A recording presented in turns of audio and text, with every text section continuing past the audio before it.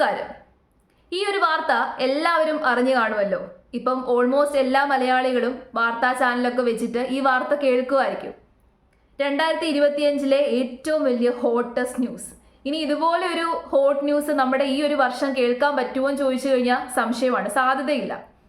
ഏതായാലും ഇത് വളരെയധികം സർപ്രൈസ് ആയിപ്പോയി. ഇങ്ങനൊരു വിധി ആൾക്കാർ ആഗ്രഹിച്ചിരുന്നുവെങ്കിലും പ്രതീക്ഷിച്ചു കാണില്ല. കാരണം ഓൾമോസ്റ്റ് ഇത്തരം കേസുകളിലൊക്കെ തന്നെ കോടതി ജീവപര്യന്തമാണ് വിധിക്കാറുള്ളത്. പക്ഷേ വധശിക്ഷ ആരും പ്രതീക്ഷിച്ചില്ല.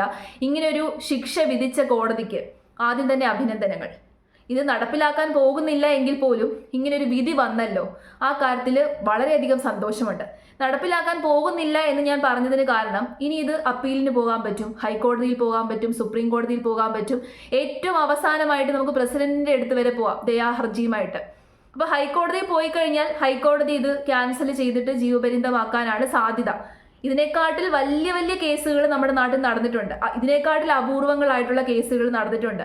ആ കേസുകളിലൊക്കെ തന്നെ ജീവപര്യന്തം അല്ലെങ്കിൽ ഇരട്ട ജീവപര്യന്തം എന്നുള്ള ശിക്ഷയാണ് കോടതി വിധിക്കാറുള്ളത്.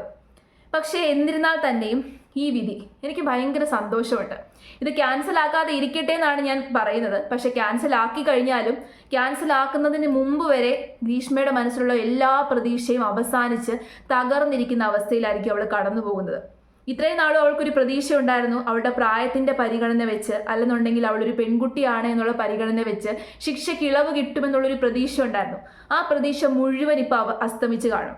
ഈ മരണം കാത്തിരിക്കുക എന്ന് പറയുന്ന ഒരു അവസ്ഥയുണ്ടല്ലോ, അതാണ് ഏറ്റവും വലിയ ഭയാനകമായ അവസ്ഥ. ആ അവസ്ഥയിലൂടെ ആയിരിക്കും ഇനി അവൾ കടന്നു പോകാൻ പോകുന്നത്. എല്ലാ പ്രതീക്ഷയും അവസാനിക്കണം. ആ അവസ്ഥ അവൾ നേരിടണം. കാരണം ഒരു മനുഷ്യന് അത്രയും ഭയാനകമായിട്ടുള്ള ഒരു മരണമാണ് അവൾ സമ്മാനിച്ചത്. ആ പയ്യന് വെള്ളം പോലും, ഞാൻ ഇപ്പോഴാണ് അത് അറിയുന്നത്, വെള്ളം പോലും ഇറക്കാതെയാണ് ആ പയ്യൻ മരണപ്പെട്ടു പോയത്. അത്രയും ഭയാനകമായിട്ടുള്ളൊരു മരണം ഒരു മനുഷ്യന് സമ്മാനിച്ചവർക്ക് ഇത്രയെങ്കിലും കിട്ടണം. ശരിക്കും പറഞ്ഞു കഴിഞ്ഞാൽ നമ്മുടെ നാട്ടിൽ നടക്കുന്ന എല്ലാ കേസുകളിലും ഇപ്പൊ ഗ്രീഷ്മ ഒരു പെൺകുട്ടി ആയതുകൊണ്ട് തന്നെ ഈ കേസ് ഒരുപാട് ശ്രദ്ധിച്ചു ആൾക്കാർ. ഇതിനേക്കാട്ടിൽ കൂടുതൽ ക്രൂരത ചെയ്യുന്ന ആൺകുട്ടികൾ ക്രൂരത ചെയ്യുന്ന ഒത്തിരി കേസുകൾ നമ്മൾ കാണാറുള്ളതാണ്. ഓരോ ദിവസവും പെൺകുട്ടികളെ ഉപദ്രവിക്കുകയും ഭാര്യമാരെ ഉപദ്രവിക്കുകയും ഒക്കെ ചെയ്യുന്ന ഒത്തിരി കേസുകൾ നമ്മൾ കാണുന്നതാണ്. എല്ലാ കേസുകളിലും ജെൻഡർ നോക്കാതെ എല്ലാ കേസിലും ഇത്തരത്തിലുള്ള കേസുകളിൽ ഇതേ ശിക്ഷ തന്നെ വിധിക്കണം. ഈ അറേബ്യൻ കൺട്രീസിലൊക്കെ തന്നെ ഈ ഒരു നിയമമാണ്. നമ്മുടെ കൈകൊണ്ട് ഏതെങ്കിലും ഒരു വ്യക്തിയുടെ ജീവൻ നഷ്ടപ്പെട്ടു കഴിഞ്ഞാൽ നമുക്കും ജീവിക്കാൻ അർഹതയില്ല. അറിയാതെയോ സ്വയരക്ഷയ്ക്ക് വേണ്ടിയിട്ടോ ആണ് സംഭവിച്ചതെന്നുണ്ടെങ്കിൽ കുഴപ്പമില്ല. നമ്മുടെ സ്വയരക്ഷയ്ക്ക് വേണ്ടിയിട്ടാണ് നമ്മൾ ഒരു വ്യക്തിയെ ഉപദ്രവിച്ചത് എന്നുണ്ടെങ്കിൽ കുഴപ്പമില്ല. പക്ഷെ അല്ലാത്ത പക്ഷം പ്ലാൻ ചെയ്ത് ഏതെങ്കിലും ഒരു വ്യക്തിയുടെ ജീവൻ നമ്മുടെ കൈകൊണ്ട് പോയിട്ടുണ്ടെന്നുണ്ടെങ്കിൽ നമുക്ക് പിന്നെ ജീവിക്കാൻ ഒരു അർഹതയുമില്ല. അപ്പം ഇത്തരത്തിലുള്ള ശിക്ഷാവിധികൾ നമ്മുടെ നാട്ടിലുള്ള എല്ലാ കേസുകളിലും വരണം.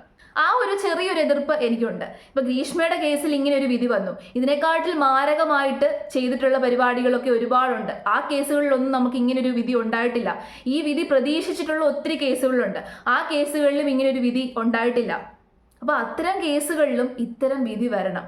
ഹൈക്കോടതിയിൽ പോയി കഴിഞ്ഞാലും സുപ്രീം കോടതിയിൽ പോയി കഴിഞ്ഞാലും അത് ക്യാൻസൽ ചെയ്യാനുള്ള ഒരു ഓപ്ഷനും ഉണ്ടായിരിക്കരുത്. അപ്പോൾ അത്തരം നിയമങ്ങൾ നമ്മുടെ നാട്ടിൽ വന്നെങ്കിലേ ഇങ്ങനെയുള്ള കേസുകളൊക്കെ നമ്മുടെ നാട്ടിൽ ആവർത്തിക്കാതെ ഇരിക്കുള്ളൂ. ഏതായാലും ഈ ഒരു വിധി റദ്ദാക്കാതെ ഇരിക്കട്ടെ, ഈ വിധി കണ്ടിന്യൂ ചെയ്തു പോകട്ടെ എന്നാണ് എൻ്റെ ആഗ്രഹം, എൻ്റെ പ്രാർത്ഥന.